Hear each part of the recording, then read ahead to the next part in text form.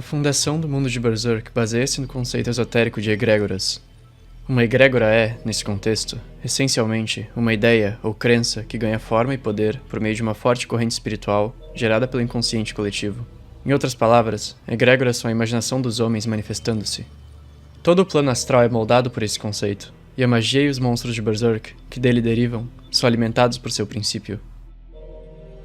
O Odd, que é a força vital empregada pelas bruxas para lançar feitiços, também é conhecida como magnetismo espiritual. Outra maneira de interpretar as fundações esotéricas do mundo de Berserk é observá-las através da teoria das ideias de Platão, que postula que o mundo físico é moldado, ou melhor, tenta imitar ideias, que são a essência de todas as coisas. Existem 3 reinos no mundo de Berserk. O mundo ideal, onde as ideias existem em suas formas puras e etéreas, disformes. O plano astral, onde essas ideias ganham forma.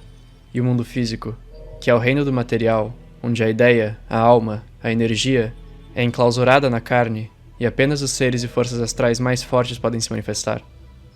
Todas as ideias, crenças, pensamentos e sentimentos são inerentemente energéticos, e a sua culminação suprema é Deus em si. A ideia do mal, o autoproclamado Deus desejado, foi criada pelo inconsciente coletivo da humanidade e é continuamente por ele nutrida.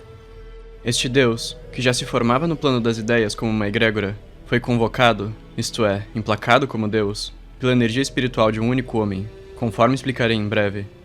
A ideia do mal era, inicialmente, uma ideia boa que foi corrompida pela malícia dos homens, tornando-se dualística, como um anjo luminoso que conjura uma sombra profunda, e converteu-se em um mecanismo que garante a proliferação do mal. A causalidade trabalha a favor da maldade, criando um ciclo de escuridão cada vez maior que consome o mundo como uma praga, como uma hélice no caminho da ascensão das trevas. Para quebrar esse ciclo, é necessária uma vontade indomável para resistir circunstâncias injustas, para suportar um sofrimento imensurável, sem se render às tentações demoníacas que oferecem uma saída. A forma como Berserk retrata o mal, e, mais especificamente, o satanismo, é particularmente interessante. A tentação do diabo é de natureza crowleyana. Aqueles que enfrentam grande agonia recebem uma proposta da mão de Deus. Se escolherem abandonar a sua humanidade, podem receber o poder para fazer o que quiserem. À medida que ascendem à demonidade, são capazes de governar os humanos, que para eles não passam de frágeis recipientes de carne, e se entregar a um hedonismo sem limites. O preço final, no entanto, é as suas almas. Eles estão destinados a ser sugados pelo vórtice das almas que alimenta a crescente ideia do mal. Embora a proposta deva ser aceita voluntariamente, respeitando assim o livre-arbítrio dos homens, a causalidade traz à tona circunstâncias que tornam a tentação demoníaca atraente em primeiro lugar, e a mão de Deus está livre para moldar e manipular seus alvos. Os apóstolos ainda retêm uma pequena porção de sua humanidade, que para eles se torna uma fonte de fraqueza. O conde, por exemplo, não conseguiu reunir forças para sacrificar a sua amada filha, e sua hesitação foi a causa de sua morte. A narrativa de Berserk gira em torno desse ciclo de mal, desse caminho para as trevas que é construído pelas mazelas dos homens.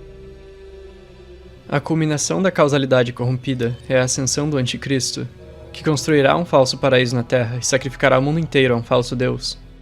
Um augúrio, um enviado, a personificação em carne e osso do próprio Demiurgo, o Deus dualístico e mau. Esse Anticristo, é claro, é Griffith. O pecado de Griffith é o mais perigoso e primordial que existe, o orgulho. Griffith sempre desejou alcançar os céus, ter seu próprio reino celestial, que governaria como um grande rei. Para alcançar seu sonho, ele precisa construir uma torre de Babel com os corpos, tanto de seguidores quanto de inimigos, colocando-se à frente de tudo e de todos, abandonando a sua humanidade no processo. A sua busca maquiavélica chegou até mesmo a causar o assassinato de uma criança, o símbolo máximo da pureza e da inocência. No passado, a morte de uma criança era motivo de lamento e preocupação para Griffith. Agora, Griffith exibe um sorriso sinistro ao saber da morte de Adonis, pois ele era um possível concorrente ao trono, que teria se oposto ao seu caminho, e, portanto, deveria ser eliminado por causa de seu objetivo. A única luz dentro da alma sombria de Griffith é sua amizade fraternal com Guts, o único homem que pôde fazê-lo esquecer de seu sonho. Quando Griffith perdeu tudo, e sua missão se tornou totalmente inalcançável, ele precisou fazer uma escolha difícil. Sacrificar todos os homens que nele acreditam, juntamente com seu único amigo, Guts, em nome de seu sonho, ou viver miseravelmente como uma caricatura de si mesmo e morrer uma morte trágica. Griffith escolheu, por sua própria vontade, tornar-se o Anticristo, embora seu destino tenha sido orquestrado pela causalidade, e ele tenha sido sutilmente coagido pela mão de Deus. Culpar Griffith por ter aceitado a proposta injustamente apresentada a ele é quase como culpar um leão por caçar e alimentar-se de sua caça. A raiz do problema é o mundo, regido por um deus demiúrgico.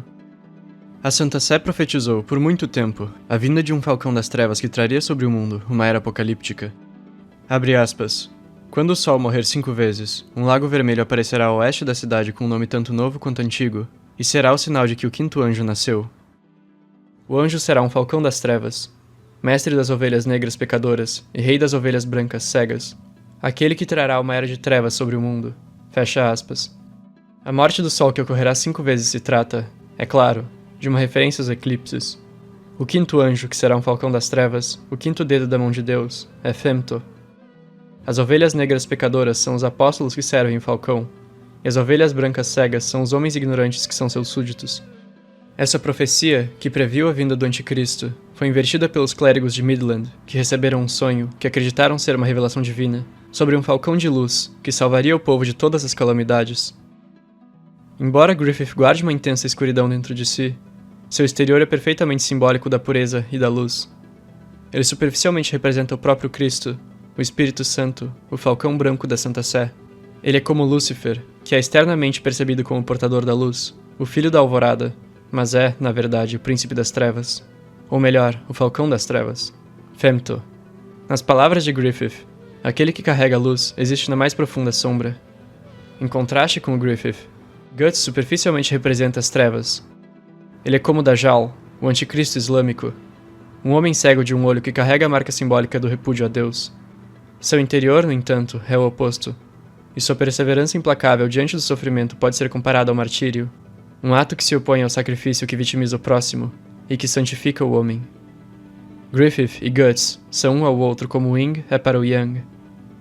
O plano de Griffith de se tornar o rei do mundo necessitou de sua reencarnação, e a sua jornada espelha, como a sua inversão, a de Cristo, e ele teve que morrer e ser reencarnado em forma humana. Para que a sua reencarnação acontecesse, um grande ritual durante o qual uma forte corrente de pensamentos e emoções negativas, a invocada, ao lado da morte em massa, deveria ocorrer. O ritual foi realizado em Albion, um lugar assolado pela carga de inúmeras mortes por doença, fome e execução, e que era um epicentro para a atividade satânica, para o pecado humano e a depravação. O ritual culmina no símbolo do anticristo, a marca do sacrifício, sendo desenhado por uma onda de fogo. O corpo reivindicado por Griffith é o do menino da lua, uma criança que nasceu devido ao que quase foi uma inversão satânica do nascimento de Cristo. Ao recuperar um corpo físico, Griffith teve que testar se ainda retinha um fragmento de sua humanidade ao reencontrar seu amigo Guts, e confirmou que, em si, de humano nada mais havia.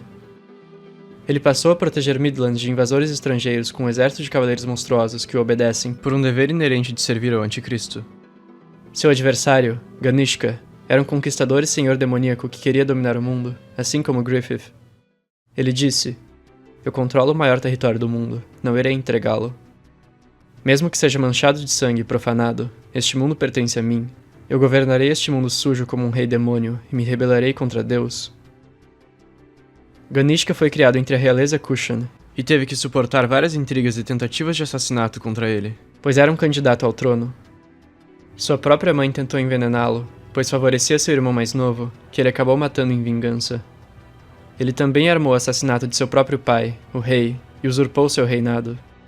Como Griffith, ele semeava medo em seus oponentes e era considerado imparável no campo de batalha. O filho de Ganishka orquestrou uma tentativa contra sua vida, assim como o próprio Ganishka havia feito contra seu pai no passado. À beira da morte, ele ativou um berrelite que lhe fora dado pelo mago Daiba e escolheu sacrificar seu filho para acender a demonidade. Com a ajuda de Daiba, que ele tornara seu general e conselheiro, Ganishka começou a produzir uma vasta gama de soldados demônios através de um berrelite artificial, com o objetivo de estabelecer o Império Mágico. O processo por trás da criação dos Daka, os soldados demônios nascidos desse berrelite artificial, segue o mesmo princípio do nascimento do menino da lua. Mulheres grávidas são levadas ao berrelite, e conforme os apóstolos transmitem a elas sua semente mágica imaculada, o bebê resultante se torna demoníaco. Os planos de Ganishka seriam frustrados por seu rival, o verdadeiro, predestinado anticristo, aquele escolhido pela causalidade para derrotá-lo. Após sofrer uma derrota humilhante de Griffith, ele entrou no berrelite artificial para adquirir imenso poder. Ele absorveu almas para se alimentar, culminando em sua transformação em um demônio cego e estúpido, semelhante a um deus da destruição. Sua pele se tornou madeira, e seu corpo tomou a forma de uma árvore gigante, com seus braços se convertendo em uma infinidade de tentáculos que lembram galhos. Ele personificou a calamidade, A besta que destruirá a razão do mundo, isto é, que trará a fantasia. Como essa árvore demoníaca da calamidade, um Ganishka demente ataca tanto inimigos quanto aliados. Ao ver o falcão de luz, ele caminha em direção à sua própria perdição. como uma mariposa voa a uma chama. Tal é a vontade da causalidade. Para combater Ganishka e seu recém-nascido exército de monstros, Griffith ordena que suas tropas demoníacas se transformem em suas formas verdadeiras. Isso faz com que suas tropas humanas se encolham de medo e passem a suspeitar que ele seja um demônio como aquele que comanda. Sônia, a mensageira do Anticristo, cujo nome ironicamente significa sabedoria, projeta sua voz por telepatia e os incita a abandonar suas dúvidas, e os homens ignorantes tornam-se cegos para o inferno que se desenrola diante deles, aceitando Griffith como seu líder. Bestas e homens, lobos e ovelhas, o sagrado e o demoníaco, agora estão de mãos dadas. Até Daiba se surpreende com o fato de tal farsa ter conquistado os homens que agora lutam ao lado dos demônios. O Papa fica surpreso e tocado como se por um brilho radiante. Tudo o que foi preciso para enganar a humanidade foi um mal maior para unir todos sob a mesma bandeira. Uma calamidade suprema orquestrada pela causalidade que estava fadada a ser impedida pelo Anticristo para que todos vissem. Um ato teatral do diabo. Griffith chega à cabeça de Ganishka e é emboscado pelo Cavaleiro Esqueleto. O cavaleiro ataca Griffith com a sua espada Behelit, Mas o ataque é redirecionado para Ganishka. rasgando uma fissura ideal tão profunda que o mundo físico se funde com o plano astral. O que deveria ser um ato que desafiaria a causalidade acabou seguindo seu curso. E assim, um vasto império mágico nasce do nada. Falconia, o reino dos sonhos de Griffith, se materializou. O corpo de Ganishka, que fora alimentado por uma quantidade absurda de almas, foi destruído. Em seu lugar restou uma árvore divina, na forma de uma hélice. Criaturas fantásticas passaram a aterrorizar os homens de todas as terras, provocando um grande êxodo rumo a Falconia, o único refúgio seguro no mundo inteiro. No passado distante, um grande conquistador, um guerreiro chamado Geyserik, travou uma guerra incrível contra os povos beligerantes de sua terra natal com o objetivo de criar um império. Através de sua horrível campanha, que utilizou tanto força bruta quanto magia pagã, já que Geyserik era amigo e aliado de bruxas, esse conquistador subjugou as dezenas de facções, se tornou rei e conseguiu criar o primeiro império continental da história. Antes do nascimento desse império, pequenas cidades-estado e tribos travavam guerras incessantes umas contra as outras, em um período conhecido como a Era dos Senhores de Guerra, que sem dúvida foi modelado a partir do período Sengoku do Japão. Geyserik, por sua vez, representa a figura do grande unificador, como Oda Nobunaga ou Charlemagne. A unificação das várias cidades e tribos trouxe prosperidade sem precedentes, e os povos vivenciaram um extraordinário período de paz. Contudo, essa paz gerou depravação, e tanto o império quanto o rei que o governava caíram na imoralidade. A cidade capital do império, que foi chamada Midland, em português, Terra-média, pois ficava no meio de todas as facções unificadas, tornou-se um centro de banquetes e prazeres, um jardim das delícias, e o rei vivia extravagantemente, enquanto impunha cada vez mais impostos sobre seus súditos para sustentar os seus crescentes excessos. Em reação a tal corrupção, um sábio fundou uma religião que pregava um rígido código moral E denunciava os abusos dos poderosos. O rei ordenou o sequestro desse homem, e ele foi levado para a Torre da Convicção, e lá foi torturado até a beira da morte. Enquanto suportava intenso sofrimento, o homem rezava e rezava por retribuição divina.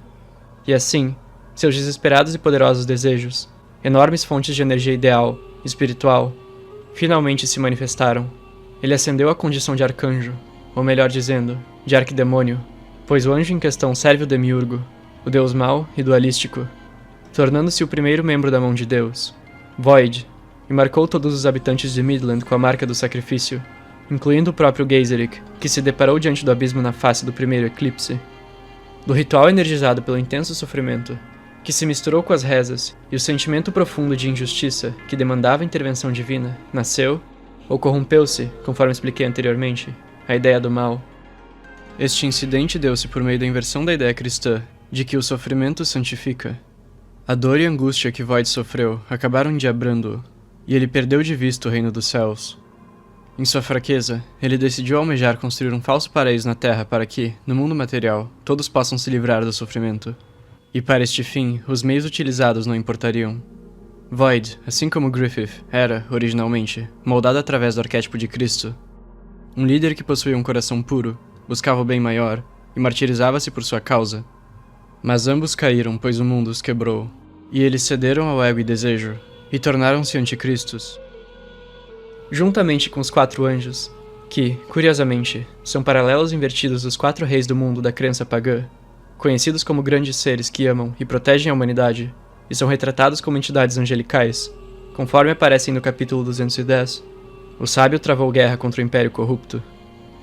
É possível que a manifestação dos 4 reis do mundo, como seres malignos, tenha se dado devido à percepção que o sábio tinha da crença pagã, bem como por meio do efeito corruptor da energia espiritual, gerado através da dor e sofrimento dele, somado aos hábitos depravados daqueles que os veneram.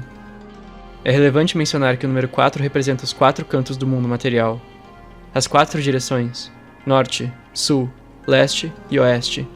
O número também representa os 4 elementos, fogo, água, terra e ar, ou seja, os 4 anjos, que se baseiam nas divindades pagãs, são os reis do mundo material, cada um personificando um elemento natural. Como já mencionado, nesse passado distante, a humanidade ainda não havia abandonado a crença pagã e tinha afinidade com a magia. O vasto Império de Geyserik era um império mágico. Tanto Griffith quanto Ganishka existem como paralelos a ele. Os 3 sonhavam em conquistar o mundo e se tornar governantes de vastos impérios mágicos. Apesar dos esforços de Midland, o sábio venceu a guerra, e Geyserik só conseguiu escapar como um espírito errante, que foi afixado a uma armadura, pois o seu corpo físico já não existia. A partir de então, ele tornou-se um cavaleiro andarilho como Guts. Geyserik espelhava Griffith, como observado por Guts, diretamente quando a princesa contou a sua história. Porém, mais tarde, passou a espelhar Guts, um guerreiro sofredor que busca vingança contra um arquidemônio. Como resultado dessa grande guerra, o sábio fez um pacto com o Império arruinado. Ele fundou a Santa Sé, uma força que governaria ao lado do rei. A Torre do Renascimento é simbólica desse evento, pois representa o abandono da depravação de outrora, conforme ordenado pela Igreja, e o renascimento do Império, que agora segue a orientação da Santa Sé. A Santa Sé ordenou a perseguição de todos os magos e bruxas restantes, pois seus modos mágicos foram declarados heréticos. Embora a magia tenha sido, e ainda seja amplamente utilizada para o mal, a Santa Sé também tinha o motivo oculto de eliminar a maior ameaça contra si mesma. O que era antes um conjunto de crenças justas e morais, pregadas por um sábio, como uma maneira de denunciar os excessos e a depravação de um império, agora se tornara uma ferramenta para um plano satânico, que visava produzir o anticristo, e invocar seu falso paraíso na Terra. A ideologia da Igreja havia sido corrompida, pois o sábio que a pregava, originalmente, foi ele mesmo distorcido pelo sofrimento. É provável que Void esteja por trás da criação dos Beheliths. A sua ambição é gerar o anticristo e criar um paraíso no mundo terreno, e os súditos demoníacos da mão de Deus, que é liderada por Void, são chamados de apóstolos. Conforme sugerido em uma cena durante o eclipse invocado por Griffith, Beheliths originam-se de ideias, emoções de sofrimento, como as almas daqueles que são sacrificados no ritual, o que explica o seu visual torturado. A ideia do mal revela que Beheliths são gotas de ideias que são derramadas deste mar à eternidade, invocações para o outro mundo. Também é provável que a própria profecia que antevê a chegada do anticristo tenha sido divinada por Void. Afinal, ele fundou a religião que a prega. Profecias autorrealizáveis são comuns em literatura fantástica. Veja Duna, que sem dúvida serviu de inspiração para Berserk, como um exemplo. A torre onde o sábio foi torturado ficou conhecida como Torre da Convicção, pois foi ali que a sua convicção foi testada, aprofundada e manifestada. E foi ali também que foi distorcida. O nome deste santo, do homem que tornou-se Void, era Albion, nome este que significa branco, ou puro, em contraste direto com seu nome demoníaco, que significa vácuo, isto é, a mais pura treva.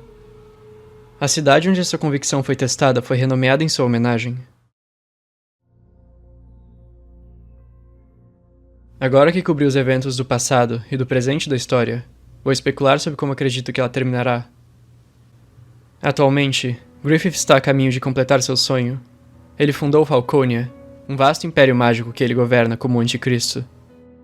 Após o arco da Idade de Ouro, a história tem sido principalmente sobre a sua ascensão. E agora chegamos ao zênite climático da jornada de Griffith. Mas ele está fadado a perder. Apesar de ter a causalidade do seu lado, o indomável espírito humano triunfará sobre as forças do mal, e o homem quebrará a roda, o próprio destino. O sacrifício satânico dos outros para o bem próprio pode ser contrariado sacrificando-se pelos outros. E a tentação de entregar a sua alma e ser ao mal pode ser contrariada por meio da perseverança diante da adversidade. Guts conseguiu escapar de sua fatalidade predestinada e enganar a causalidade ao insistir contra todas as possibilidades. E através do martírio de seus amigos, que se sacrificaram pelo bem dele e de Casca, Guts possui os meios para se opor e vencer Griffith, pois ele é humano e está rodeado de amigos que o amam. Além do aspecto narrativo que sustenta uma eventual derrota de Griffith, o enredo semeou as pistas para que tal cenário faça sentido. As 3 principais indicações de como isso se desenrolará são a Matadora de Dragões, o Menino da Lua e a Árvore do Mundo. A espada de Guts, a Matadora de Dragões, foi imbuída com a malícia dos milhares de seres que ela matou. Há uma sombra permeando-a. Pode-se inferir que a espada se tornará cada vez mais mágica à medida que mata mais e mais criaturas astralmente carregadas. O Menino da Lua é o resultado da semente de Guts que, dentro de Casca, foi temperada por Femto. Um Hibis, a união dos opostos, Guts e Casca, empoderada pelo dragão, que neste caso é Femto.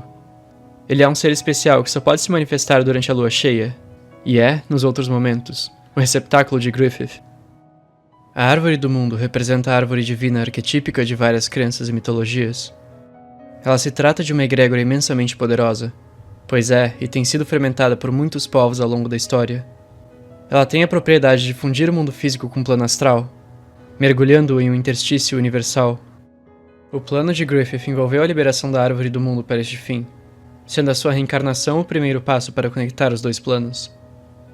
Ele prosseguiu queimando as árvores espirituais, que absorviam a energia da Árvore do Mundo como parasitas, impedindo seu crescimento.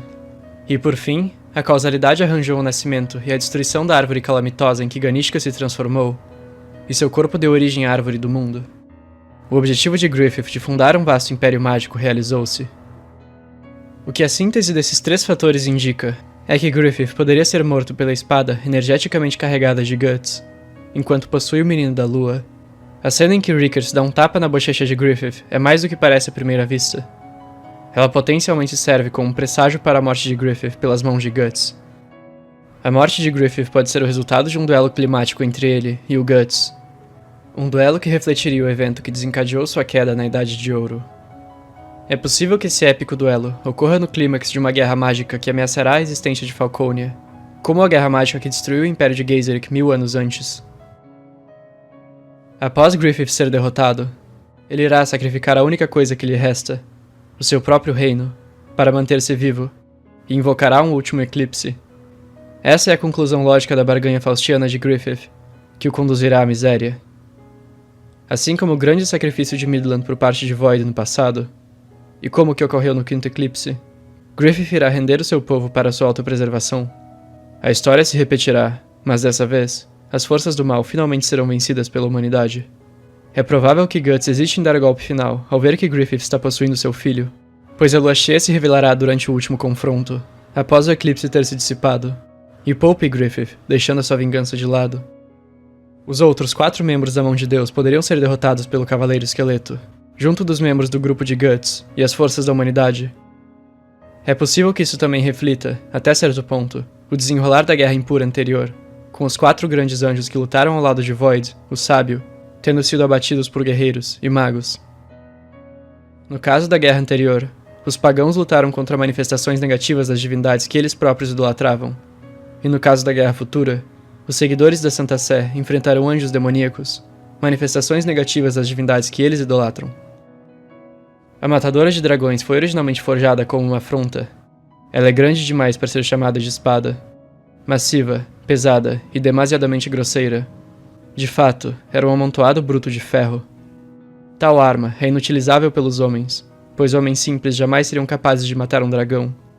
Guts, entretanto, é o único homem capaz de alcançar essa façanha. E o dragão que ele matará é o próprio Satã, o dragão vermelho do livro do Apocalipse, o Demiurgo. Assim como ele entrou no interior sombrio do Deus do Mar e rasgou seu coração com a sua espada, ele entrará no abismo e rasgará a ideia do mal, o coração da escuridão em si. O arco do navio se tornará significante para a história, tendo servido como uma brilhante antecipação de sua conclusão em retrospecto. A ideia do mal será tornada vulnerável, pois Guts penetrará o abismo para matá-la com a sua matadora de dragões. Se ele tiver ferido Griffith anteriormente, pode-se imaginar que o poder astral de sua espada terá se tornado imensurável. Ao derrotar o Anticristo, o enviado e filho do Deus do Mal, sua espada adquirirá uma carga energética suficiente para até mesmo perfurar o falso Deus. Desde o início da história, Guts possui um Behelit. O Behelit é essencialmente um portal para as partes mais profundas do plano astral, sendo o abismo a base desse reino. Guts poderá ter que sacrificar a si mesmo, o seu corpo físico, para ativar o seu Behelit.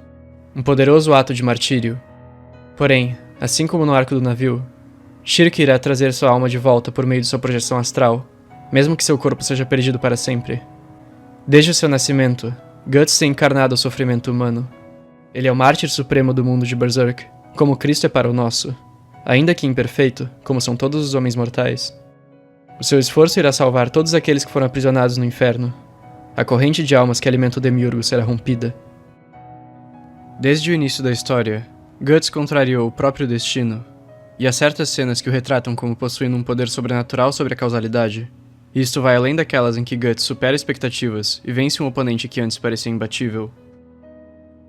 Antes da Batalha de Doldrey, Guts joga dados com seus companheiros do Bando do Falcão, e ganha, consecutivamente, 10 apostas, algo completamente implausível. Mais relevante é Guts ter sobrevivido ao eclipse, durante o qual a sua morte for ordenada pela própria mão de Deus. Há também uma cena em que Shirk pergunta para Guts se ele pretende desafiar até mesmo anjos e demônios que possuem controle sobre o destino, e ele responde que, um dia, irá golpeá-los onde machuca. Ou seja, ele irá rasgar o seu coração, a própria ideia do mal. A história terminará com a Aurora, com a verdadeira Aurora. O mundo foi destruído pela Guerra Apocalíptica, mas isso será uma oportunidade para sua reconstrução, dessa vez, livre da influência do Deus Mal. No passado, Guts derrotara Griffith no instante em que a Alvorada se revelou, e isto será repetido no futuro, diante dos olhos de todos. O homem empunha a espada para que possa morrer sorrindo, em um tempo distante, além da percepção.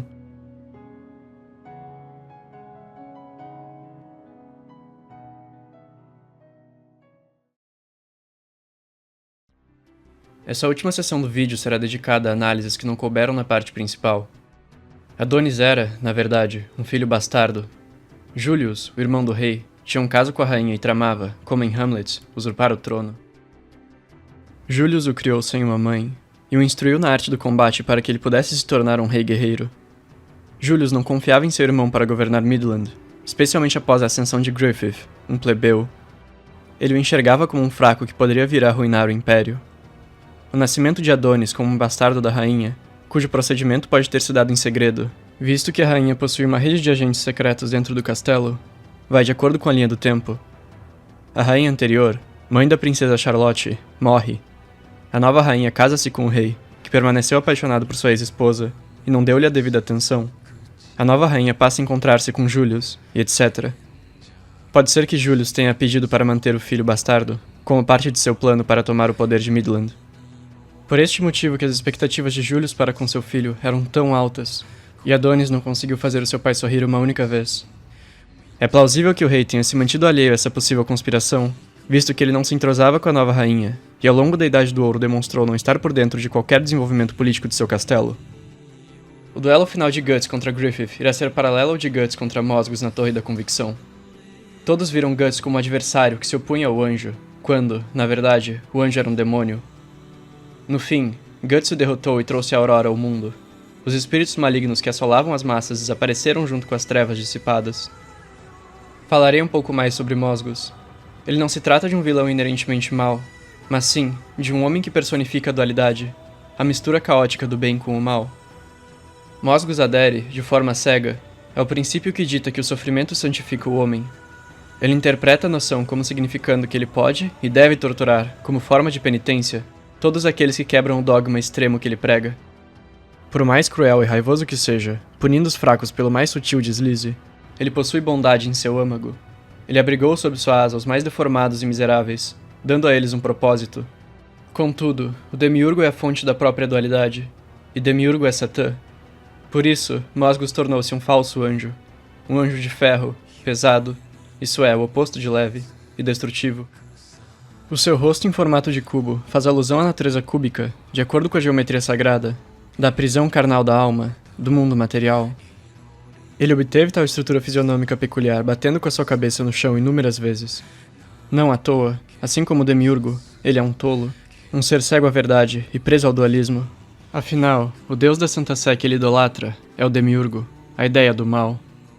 O mesmo se aplica a Farnese, que notavelmente subvertia a noção de que o sofrimento é uma força santificadora, ao se flagelar por prazer.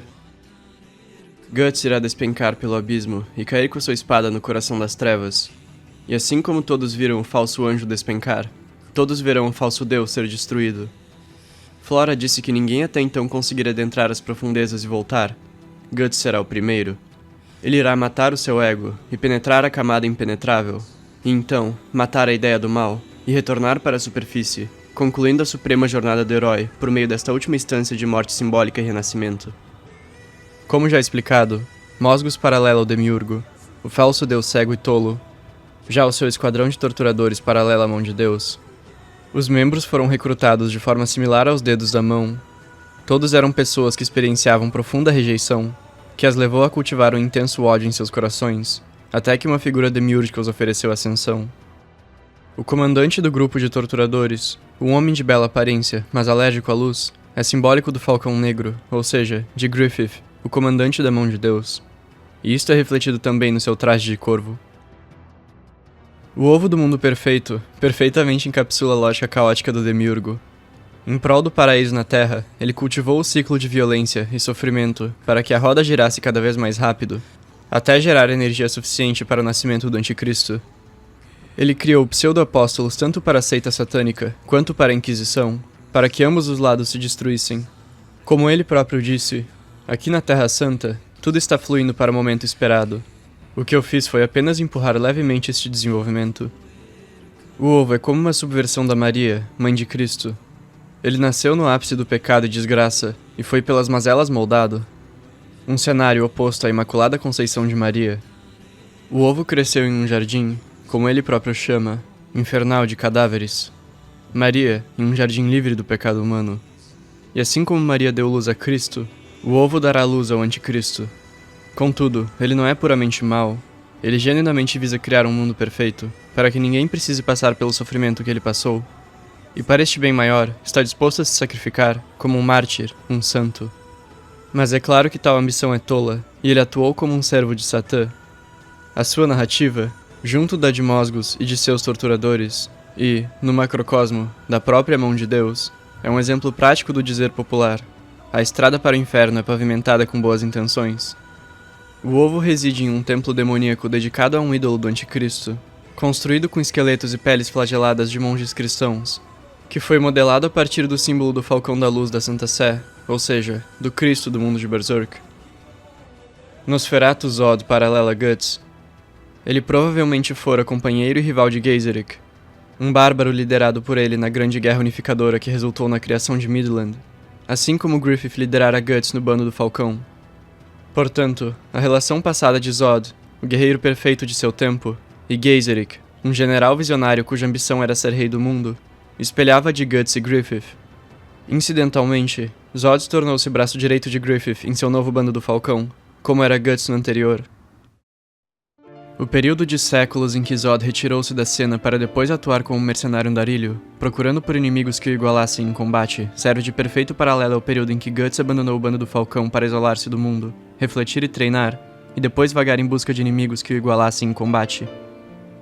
Por isto a luta entre Zod e Guts no Cemitério das Espadas é especialmente simbólica. O maior guerreiro da história enfrenta o maior guerreiro do presente. A cena em que Griffith aparece para Zod e corta um de seus chifres, domando-o, espelha a cena em que Griffith doma Guts ao vencê-lo em um duelo, deslocando seu ombro. Em ambos os casos, Griffith demonstra superioridade física às bestas indomáveis, que, admirados por sua força, decidem segui-lo, de acordo com a lei da selva. Vale notar que Satã é, alegoricamente, a energia primal da natureza, o instinto animal do homem. Isto é um dos significados do dragão, que deve ser conquistado pelo cavaleiro para que este possa salvar, reclamando para si, a donzela, isto é, a virgem. Esta clássica história arquetípica representa, esotericamente, o homem domando seu animal interior, o local responsável pelo desejo pecaminoso, apenas então tornando-se merecedor de uma mulher pura. Zod e Guts são representações do próprio demônio. Guts, no início da Era de Ouro, possuía uma bainha modelada por Miura para parecer com a cauda cuja ponta possui um formato de flecha de Satã. E Zod, mais obviamente, transforma-se numa besta com patas de cabra, cauda e asas de dragão ou morcego, e chifres de demônio. Nesta alegoria, Griffith representa o cavaleiro ideal, o homem realizado e cristão merecedor do coração da donzela. No caso de Griffith, não o de qualquer donzela, mas da própria princesa.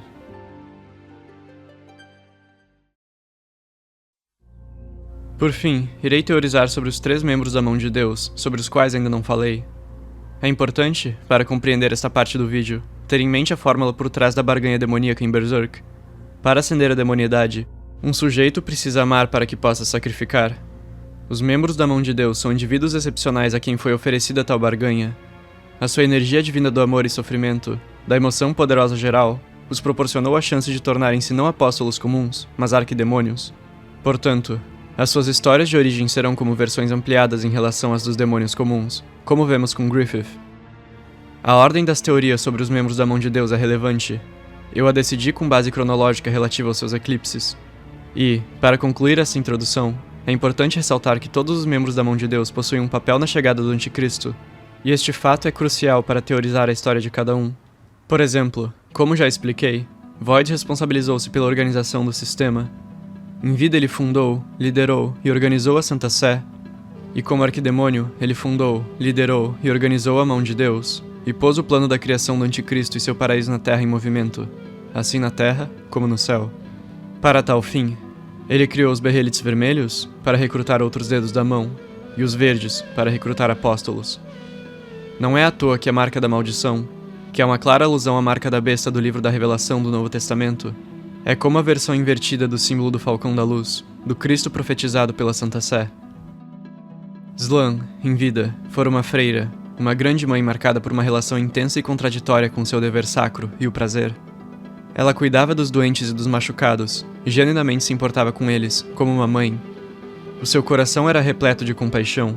Porém, ela passou a entregar o seu corpo a eles e se esbanjar com o ato que era mediado pelo sofrimento.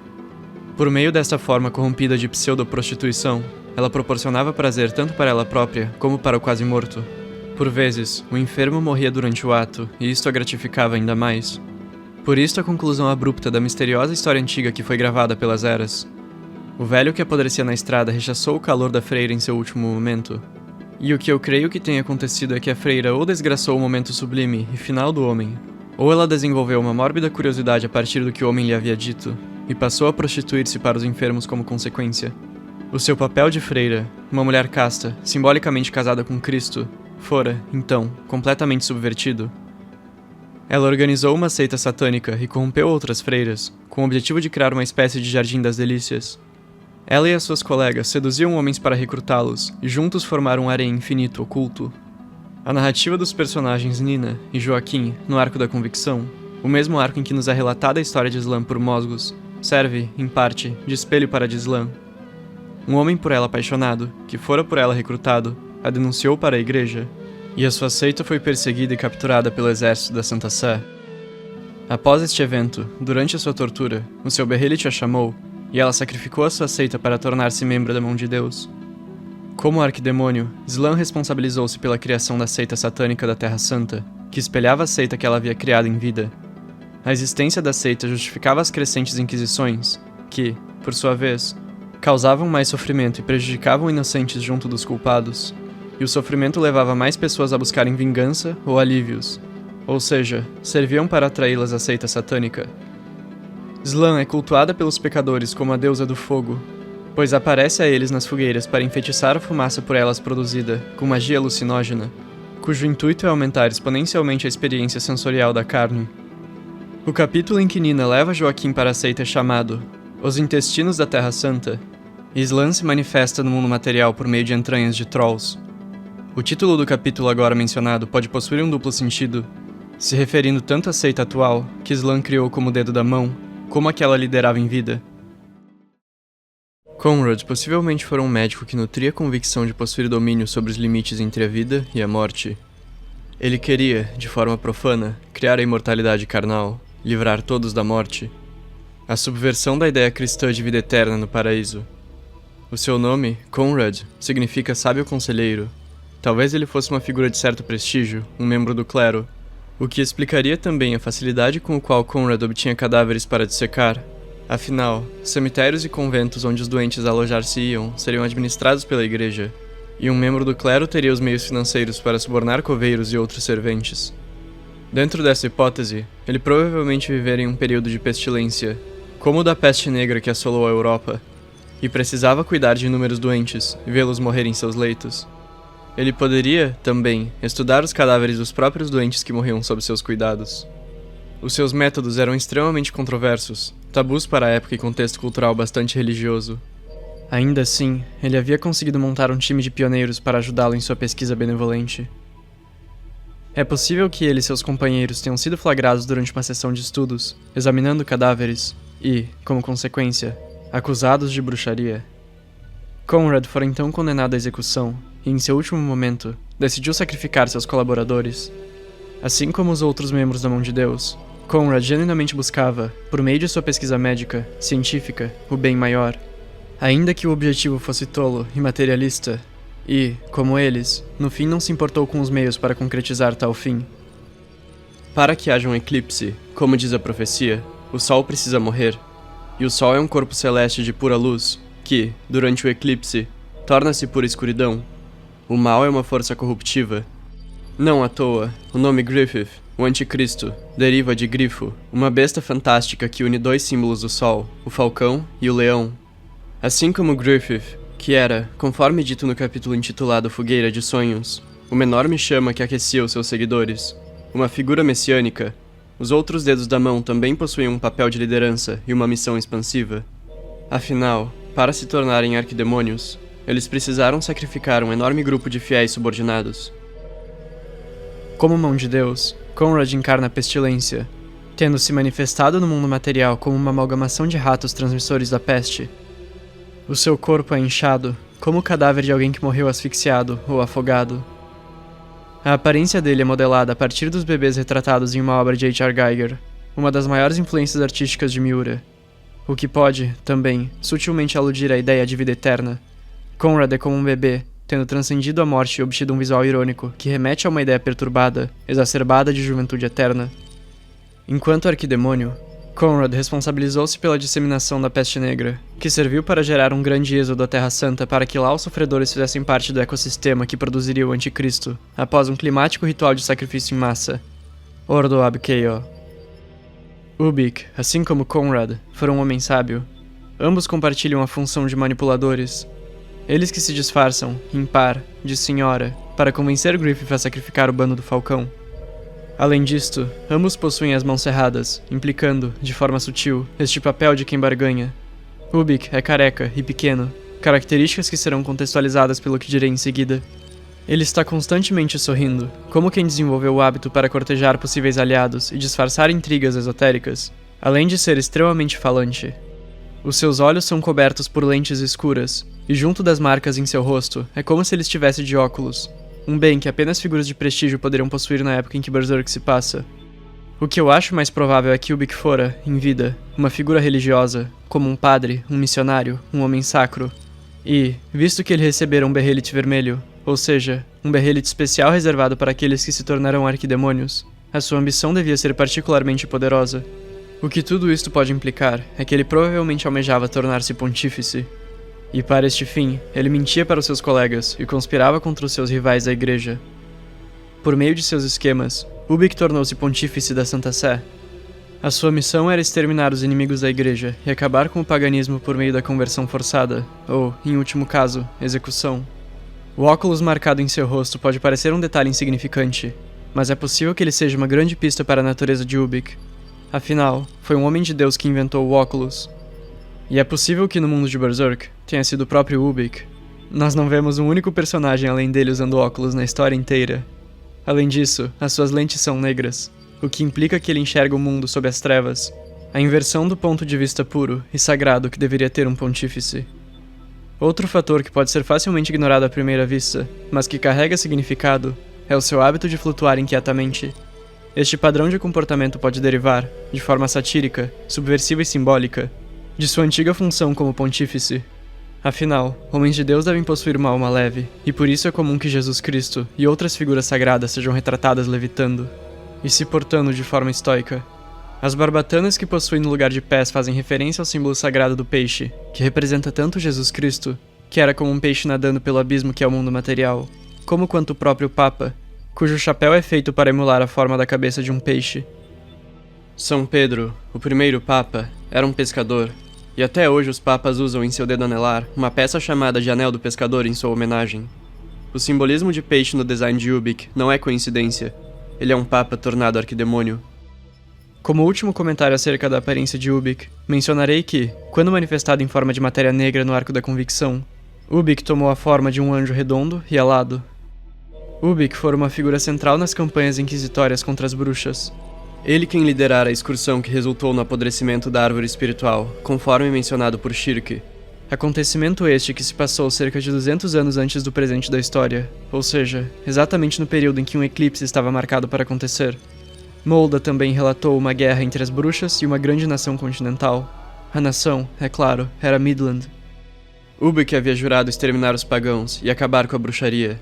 Ao longo do caminho, contudo, ele tornou-se tão corrupto quanto aqueles que caçava. Ele convocara o exército da Santa Sé para erradicar os pagãos. Flora e as bruxas os enfrentaram com magia negra. Molda também disse que os combatentes inimigos eram sacrificados e transformados em homens de palha. Toda a morte e sofrimento gerada pela guerra, por ambos os lados, apodreceu a árvore espiritual. No passado, Flora viajava de vilarejo a vilarejo ajudando as pessoas com magia. Um dos principais campos de batalha da Guerra Santa foi um certo vilarejo próximo da floresta onde residia a árvore espiritual, ou seja, um local bastante próximo da residência de Flora, que é conhecido como o vilarejo de Enoch. O vilarejo é particularmente estrito em sua fé, e na história vemos Shirk salvá-lo com a sua magia. Eu acredito que essa sequência sirva em parte de espelho para tal evento passado. O padre que reprimiu Shirk é para ela como Ubik fora para Flora. E, por fim, se pode concluir que o nome original de Ubik era Enoch, nome este que deriva de uma figura bíblica que andou com Deus e foi por ele levado ao céu, como Ubik teria sido levado ao falso céu, ao eclipse, por Void. Como o Enoch bíblico, ele ascendera, mas para a posição de arquidemônio. O vilarejo fora batizado com o nome de Enoch, pois este foi visto como um santo que perecera na guerra contra o paganismo, tendo sido morto por uma bruxa, Flora. Enoch fora derrotado por Flora, e sacrificara o seu exército para se tornar um membro da mão de Deus. E Flora foi obrigada a fugir da cena. Fora a perseguição de Ubik que tornou Flora isolada e solitária, que a forçou a se esconder do mundo material, em sua casa que fica no plano astral.